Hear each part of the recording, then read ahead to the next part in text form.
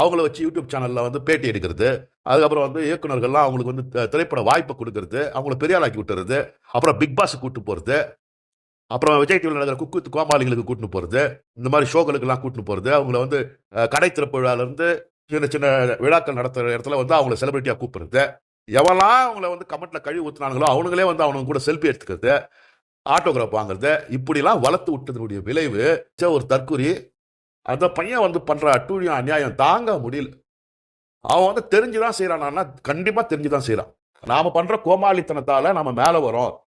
அதே நம்ம புடிச்சிட்டு மேல போயிட்டு ஒரு இடத்துக்கு போயிட்டோம்னா நாம எப்படி முன்னேறணும் அப்படின்றத இந்த மக்கள் மறந்துடுவாங்க. நாம இப்ப இருக்கிற பொசிஷன் மட்டும் தான் பார்ப்பாங்க. நம்மள செலிபிரிட்டியா மட்டும் தான் பார்ப்பாங்க. அப்படிங்கிறத தெளிவாவே தெரிஞ்சு வச்சுட்டு இருக்காங்க தம்பி. போற இடத்துலலாம் அவனை வந்து நிறைய யூடியூப் சேனல்ல வந்து இன்டர்வியூ எடுக்கிறது. அவன் சினிமாவில் வந்து நடிக்கணும்னு ஆசைப்பட்டு நான் ஒரு நடிப்பாருங்க அப்படி இப்படின்னு ஒரு கனவு உலகத்தில் வாழ்ந்துட்டு இருக்கான்.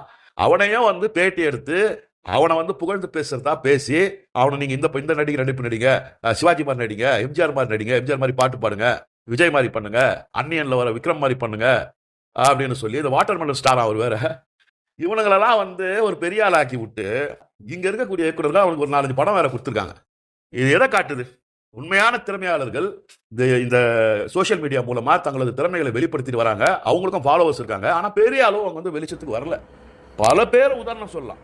ஒரு 2 பேரா நண்பர்களா சேர்ந்து ஒரு நகைச்சுவையா சரி, நடனமாடியும் சரி, நடிப்பு திறனை வெளிப்படுத்தியும் சரி காட்டிட்டு இருக்காங்க. இந்த மல்லேஷ் பாலா அப்படின்னு, அப்புறம் இந்த சப்பானி பாய்சன் அப்படின்னு, அப்புறம் இந்த ஆட்டோக்காரன் அப்படின்னு நிறைய பேர் நான் லிஸ்ட்ல தவற விட்டுட்டேன் அப்படின்றதுக்காக இவ்வளவு பேர் தான் இருக்காங்களா? இல்ல, நிறைய பேர் வந்து தங்களுடைய திறமைகளை ரொம்ப ரொம்ப அருமையா காட்டிட்டு இருக்காங்க.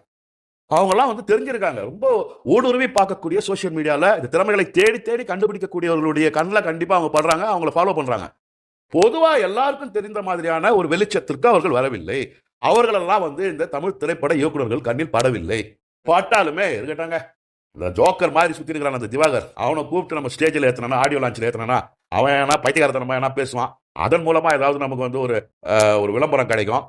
அப்புறம் அவனை சினிமாவில் ஏதாவது ஒரு 2-3 காட்சி நடிக்க வச்சா அதன் மூலமா நமக்கு ஒரு விளம்பரம் கிடைக்கும்ன்ற மாதிரியான ஒரு கேவலமான சிந்தனைகள்ல இந்த தமிழ் திரையுலகத்தில் இருக்கக்கூடிய இயக்குநர்களும் சரி, அங்க இருக்கக்கூடிய தொழில்நுட்ப கலைஞர்கள் இருக்காங்களா? இது எந்த அளவு வந்து ஒரு தவறான உதாரணத்தை காட்டிடும். நம்ம திறமையை வெளிப்படுத்தினா நம்ம வெளியே வர முடியாது. நாம இந்த மாதிரி கேனத்தனமா, கோமாளித்தனமா, ஆபாசமா, அருவருக்கத்தக்க வகையில ஒரு வீடியோ போட்டோம்னா அதன் மூலமா நம்ம மேல வந்துடலாம் அப்படின்னு ஒரு தவறான உதாரணத்தை இது எடுத்து காட்டிடாதா?